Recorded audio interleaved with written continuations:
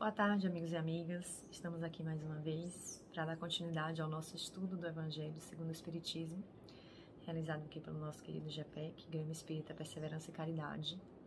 E hoje nós vamos falar do início do capítulo 5, esse capítulo tão importante do Evangelho, que é o capítulo de título Bem-aventurados aflitos. Meu nome é Ludmila Almeida, eu sou trabalhadora do GPEC, faço parte do setor doutrinário e de outras atividades de estudo, também assistência no passe. E estou aqui para dividir com vocês algumas reflexões. Gostaria de lembrar que esse evangelho, esse estudo, ele é feito de forma sequencial. Então, se você tem interesse de começar do início do evangelho, recomendo que volte a alguns vídeos para que faça na sequência. Hoje nós vamos ao capítulo 5. Mas antes de darmos início à nossa leitura e à nossa reflexão, eu gostaria de convidar a todos para fazermos uma prece inicial para que possamos nos colocar em sintonia com as energias superiores, com os nossos amigos espirituais. Então, se desejar, feche os seus olhos, respire de forma tranquila e vamos pedir ao nosso Pai. Ó Pai Celestial, nos permita mais uma vez entrar em contato com seus ensinamentos e as suas verdades. Que essas lições de hoje possam se tornar frutos no nosso futuro.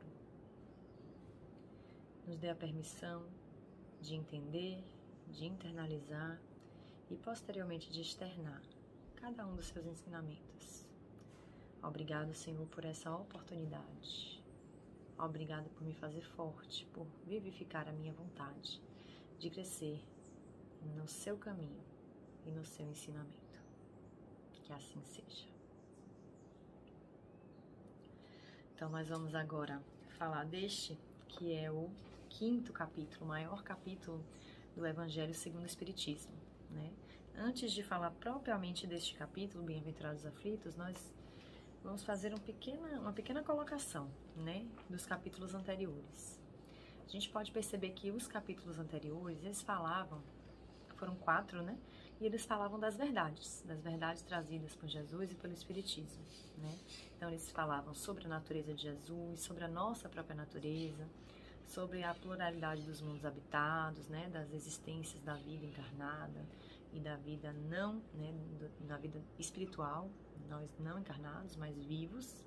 E por último, no 4º capítulo, da necessidade da reencarnação, Então, quando a gente tem esses primeiros capítulos fazendo a base, solidificando esses conhecimentos, a gente consegue agora passar para uma parte do Evangelho que é uma parte muito mais de conhecimento de grandeza moral, de reflexão, da gente tentar entender quem somos nós, por que estamos aqui, como nós interagimos com esse mundo, E aí nós vamos falar desse capítulo, que é Bem-aventurados os aflitos. Então, nós vamos ver os itens 1, 2 e 3, que é esse texto inicial, e o item da justiça das aflições. A gente vai lendo e comentando. Bem-aventurados os aflitos. Bem-aventurados os que choram, porque serão consolados. Bem-aventurados os que têm fome e sede de justiça, porque serão fartos. Bem-aventurados os que padecem perseguição por amor da justiça, porque deles é o reino dos céus. Mateus capítulo 5, versículos 4, 6 e 10.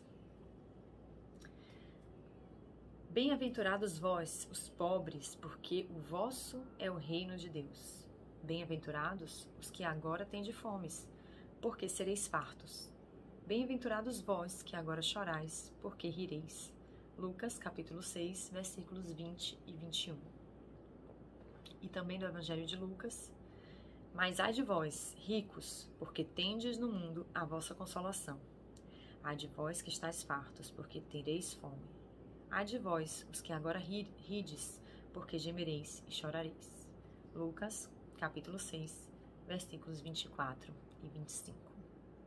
Então, esse capítulo começa com essa citação dos evangelhos, de Mateus e de Lucas, das bem-aventuranças. E aí a gente vai tentar entender um pouquinho, quem são esses bem-aventurados e quem são esses aflitos, O que é bem-aventurado? O que é ser um bem-aventurado? O que é essa bem-aventurança? Então, bem-aventurado é aquele que já tem uma consciência do seu estado, não é? Que já consegue compreender os motivos, as causas, e essa compreensão leva a um conforto, leva a uma capacidade de se sentir melhor, mais aceito, mais produtivo. Bem-aventurado é aquele que está de acordo com a situação que ele se encontra. Aquele que já conseguiu evoluir a ponto de entender o seu papel, entender a sua função e compreender que mesmo não estando onde ele desejaria possivelmente estar, é assim que precisa ser. Isso é a bem-aventurança. Essa consciência interna de que a gente vai adquirindo aos poucos. E os aflitos? Quem são os aflitos? Na verdade, os aflitos somos nós. Os aflitos somos todos nós. Porque a aflição faz parte do nosso desenvolvimento. Essa angústia, essa vontade de se provar, essa vontade de se mostrar capaz, essa vontade de comprovar sua fé, essa vontade essa inquietação para que a gente possa provar que está indo no caminho certo. Isso é a aflição, Nós somos os aflitos. Aquele que não está aflito, que está sossegado, que está tranquilo, esse não evolui com tanta rapidez, vamos dizer assim. Esse não evolui com tanta vontade, porque está confortável, porque para ele aquele momento é bom e basta. Mas, na verdade, essa aflição de que fala aqui o Evangelho, essa aflição é uma coisa positiva. Não é um sofrimento, não é uma lamúria, não é um vitimismo. A gente não está falando disso. Jesus não está falando disso. Jesus está falando daquele que sofre, mas que sofre compreendendo a real necessidade desse sofrimento.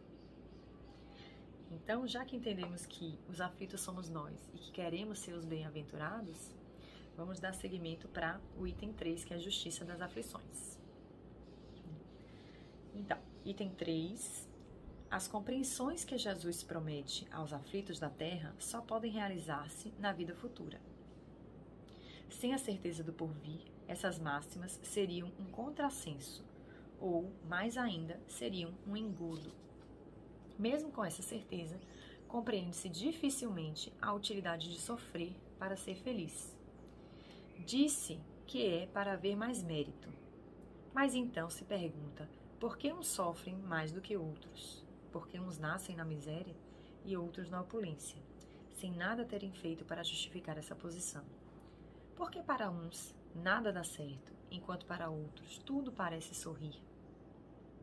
Mas o que ainda menos se compreende é ver os bens e os males tão desigualmente distribuídos entre os vícios e as virtudes. Ver homens virtuosos sofrer ao lado de malvados que prosperam. A fé no futuro pode consolar e proporcionar paciência, mas não explica essas anomalias que parecem desmentir a justiça de Deus. E o que é que explica essas anomalias, Fazendo uma pausa aqui no texto. Por isso que foi importante a gente ter toda aquela base dos capítulos anteriores, porque a gente só pode compreender essas aparentes injustiças, essas aflições, se a gente entender que a vida é um contínuo, que a morte de verdade não existe, que nós passamos dessa vida para uma outra vida, que esse ciclo das reencarnações, das experiências, das vivências, é o que gera o passado gerando a situação em que a gente está e a situação em que a gente está gerando o nosso futuro. Então, só assim a gente vai poder compreender, assim, racionalmente, e demonstrando a nossa fé.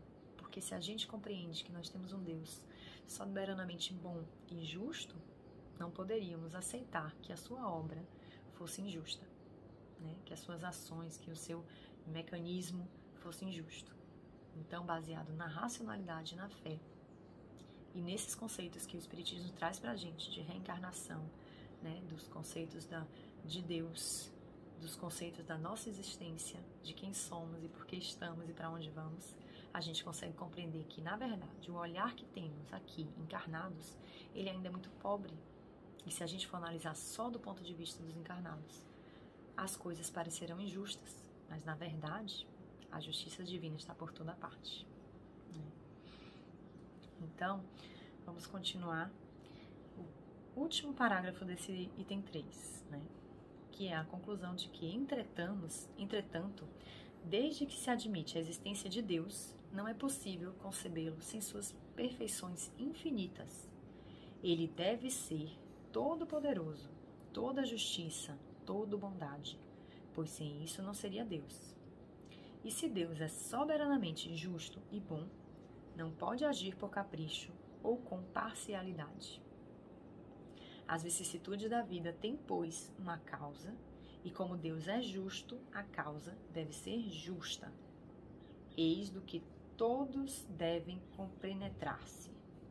Deus encaminhou os homens na compreensão dessas causas pelos ensinos de Jesus, e hoje, considerando-se suficientemente maduros para compreendê-la, revela-a por completo através do Espiritismo, ou seja, pela voz dos Espíritos. Então, este último parágrafo traz toda essa síntese da compreensão da justiça. Se nós temos um Deus que é justo, que é soberanamente justo e bom, suas ações, suas causas não podem ser injustas. E nós precisamos compreender isso para entender e para sair dessa situação de vítima, de pessimismo, de lamúria, de sofrimento sem causa. Porque as experiências que passamos, por mais difíceis que sejam, fazem parte do nosso aprimoramento. Muitas vezes é duro, muitas vezes é difícil, não é fácil. É muito mais fácil falar do que viver, mas se a gente tem essa compreensão, isso nos traz um consolo. E é por isso que o Espiritismo é chamado de o Consolador Prometido, porque a partir daí nós conseguimos ter a real noção do que está acontecendo. Muitas vezes a gente pensa que determinada situação é injusta, que nós fracassamos, ou que nós não temos sorte. Mas o que é a sorte? A sorte existe? De onde vêm os nossos merecimentos? De onde vêm as nossas experiências? De onde vêm os percalços por que passamos? Vem de nós mesmos, das nossas últimas existências. A gente colhe exatamente aquilo que a gente planta. Essa é a lei da justiça. Não é verdade? Então, essa parte, esse iniciozinho do 5º capítulo do Evangelho, ela é de fundamental importância para que nós tenhamos o conhecimento e façamos essa reflexão, né? Para que a gente possa entender que tudo aquilo que estamos vivendo é exatamente o que precisamos para seguir adiante. E é isso, meus amigos. É com essas reflexões que eu queria encerrar, né? Nós vamos dar continuidade a esse capítulo nos próximos vídeos, mas por hoje vamos ficar nesse pensamento de entender a beleza da justiça divina, né? E nós que somos os aflitos chegaremos à bem-aventurança, com muita fé e com muita vontade. E para terminar, eu gostaria de fazer uma oração de encerramento. Amado Pai, agradecemos hoje pela sua imensa misericórdia, pela sua imensa justiça. E temos a certeza de que nunca, jamais estamos desamparados, pois Tu, Pai, olha por cada um de nós. Dessa forma, Senhor, pedimos que abençoe a nós e aos nossos familiares. Abençoe aqueles que estão doentes, aqueles que estão psiquicamente deteriorados, abalados. Abençoa, Senhor, aqueles que estão passando necessidades materiais, fome, frio, que estão vivendo em meio de miséria. Fortifica-o, Senhor, para que essas provas possam ser passadas de forma mais suave e que em breve todos eles e todos nós vejamos a luz. Obrigado, Senhor, por esse momento de reflexão, de comunhão com o alto. E assim, Senhor, pedimos a sua bênção para retornar no próximo domingo com novas reflexões. Amém. É isso, amigo. Eu queria agradecer a presença de todos vocês. É sempre um prazer estar aqui e convidar para que no próximo domingo, nesse mesmo horário, possamos continuar a reflexão do nosso Evangelho segundo o Espiritismo, capítulo 5. Até a próxima. Muita paz.